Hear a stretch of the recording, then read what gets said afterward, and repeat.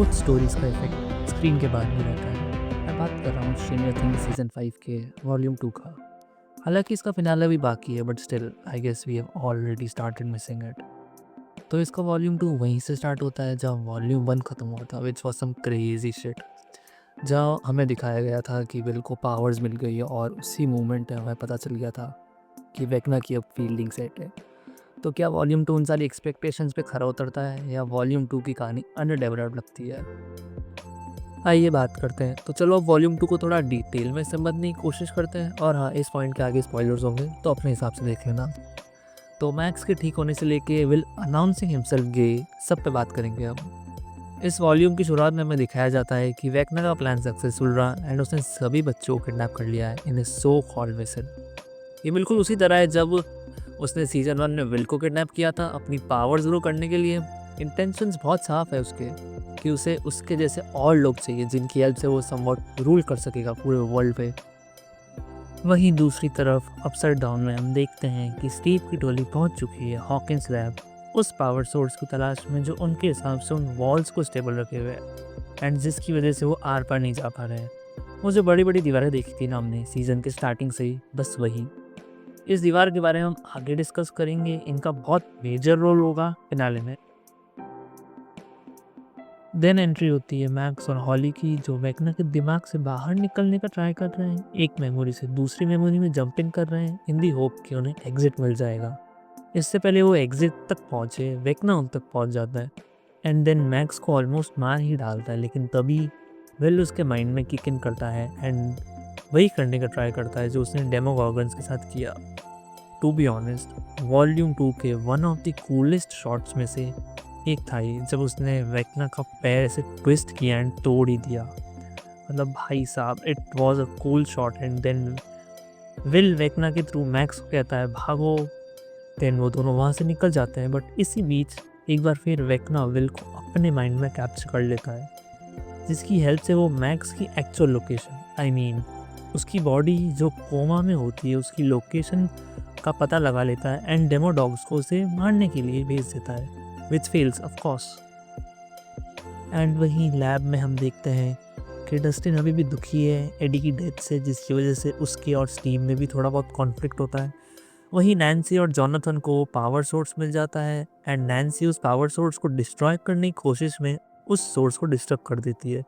It turns out वो कोई power source नहीं था, दैट वाज एक्सोटिक मैटर जिसने वॉल्स को एक साथ पकड़ के रखा था एंड उन दीवारों के पीछे वेक्ना नहीं, हाँ बस मौत थी। सो बेसिकली अपसाइड डाउन कोई दूसरा डायमेंशन या दूसरी दुनिया नहीं होती, बल्कि वो एक ब्लैक होल का पार्ट है, और अगर वो वॉल्स टूटती है तो अपसाइड डाउन के साथ साथ हॉकिंस भी खत्म हो जाएगा। जिसकी झलक हमें तब मिलती है जब टीम हॉपर को उस जगह का सामना करना पड़ता है जहाँ ब्लैक होल उन्हें अपने अंदर खींचने लगता है। लेकिन वहीं पर 11 अपनी पावर्स का यूज़ करके हॉपर और काली, जिसे हम 8 के नाम से भी जानते हैं, उन्हें सेफली वहाँ से निकाल लेती है। ये वही है जिसे हमने एपिसोड 4 के एंडिंग में देखा था एंड सीजन 2 में भी। इसके पास भी 11 की तरह पावर्स है, बट दे आर डिफरेंट। ये माइंड को मैनिपुलेट करके इल्यूजन्स दिखाती है।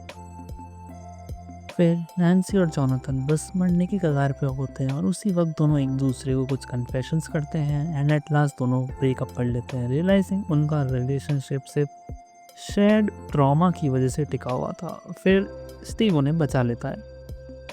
देन हमें हॉस्पिटल वाला सीन दिखाया जाता है जहाँ डेमोडॉग्स अटैक करने ही वाले होते हैं, लेकिन अपने लूकस भाई मैक्स को बाहों में गेट पुश के साथ वहाँ से उठा के भग लेते हैं। देन हमें पता चलता है रॉबिन ने अपनी गर्लफ्रेंड को सब कुछ सच सच बता दिया है, जिसका वो यकीन नहीं करती है, बट बाद में जब वो डेमोडॉग्स को देखती है तब उसे रियलाइज़ होता है कि एक्चुअल में बंदी बिजी थी all this time. Then Demodogs hunt करने ही वाले होते हैं उन तीनों को, तभी एकदम सैवेज मोड में मिसेस व्हीलर्स आती है एंड डेमोडॉग्स के छितड़े उड़ा देती है। मतलब भाई that was some good shit.